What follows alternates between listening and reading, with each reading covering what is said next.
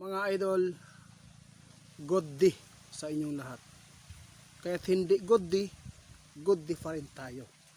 Kahit ito po ang nakikita natin sa nangyayari dito sa ating bansa, nagpapatuloy pa rin ang bangayan, impeachment, lahat ng kumakalaban sa administrasyon ay kinakasuhan, ikukulong, pero yung mga malita na mga magnanakaw dyan, hanggang ngayon nagpapatuloy pa rin ang pag-deny.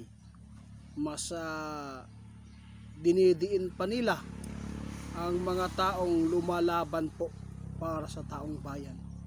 Tandaan po ninyo itong babala ng ating kaibigan. Ito ngayon ang nakikita niya na talagang may darating na karma, mga idol. Hindi naman po tayo perfecto eh. Pwede naman po natin ayusin po ang mga nangyayaring kaguluhan po dito sa atin.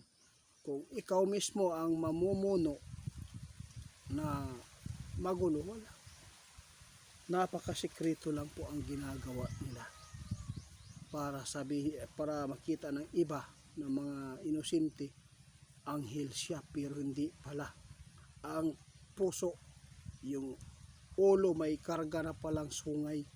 Kaya mga idol, itong babala ng ating kaibigan ngayon, para po ito sa mga Pilipino nating mga kababayan na sobrang galit na sa nangyayari po dito sa impeachment, sa flood control, sa basta talagang nag-iba po ang batas sa Pilipinas. Wala na tayong karapatan at wala na tayong kalayaan na palabas ng saloobin po nating nakikita dito sa ating bansa. Kasi sabi po ni BBM, 6 years daw yung flood control. Wala daw napanagot ni Tatay Digong. Kasi si BBM daw ngayon ang namuno, kaya siya po ang apakulong. Totoo pa yung kinulong nila yung mga nasa baba lang na mga tao tulad po ng kontraktor, pero yung mga nakabarong, ano ba kaibigan? Oo, nakapaliwanag na ako sa kanila na ito po ang dapat gawin. Guys, sabihin ko sa inyo, itong impormasyon ngayon ng ating kaibigan, abangan na lang po natin ang kaguluhan na mangyayari dito sa Luzon. Tingnan po ninyo, talagang mangyayari talaga ang nakikita ng ating kaibigan. Kung ano po ang naranasan ng tatay nila Amy Marcos noon, talagang nakikita talaga ng ating kaibigan na mararanasan po ni BBM ngayon. Tandaan po ninyo yan, itong mga impormasyon. Kaya hindi po tayo pwede magpatinag at hindi po tayo pwede na magpanik at hindi po tayo mawalan ng pag-asa. Basta hindi ka lang magpadala sa iyong bugso na damdamin sa galit at hindi magandang gumawa ng masama at pananakit sa kapwa mo. Kung ano man ang galit mo, tiisin mo, dibdib mo lang yan. Balang araw makakaganti ka. Oo, sa pamamagitan ng karma. Nag-alala si kaibigan, mga idol. Nakikita talaga ng ating kaibigan na muling sisiklab pa rin ang gulo dito sa Luzon. Mga idol, nababahala si kaibigan dahil nagpapatuloy ang impeachment, lalo na si Rodante Marcolita ay mayroon pong mga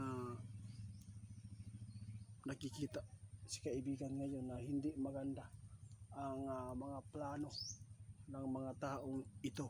Tandaan natin, mga idol, ang mga taong masama, hindi talaga yan hihinto kapag hindi nila mabiktima ang taong gustong maghayag ng katotohanan.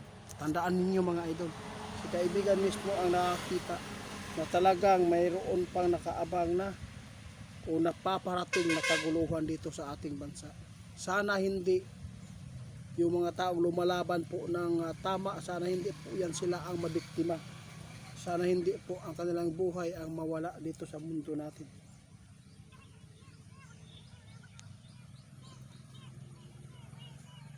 Nag-alala si kaibigan, pasama na ng pasama talaga ang nangyayari po dito. Nababahala si kaibigan sa mga kamusliman, no, na ito'y naghahanda na sa hudyat, mga idol. Ito po ang tandaan ninyo.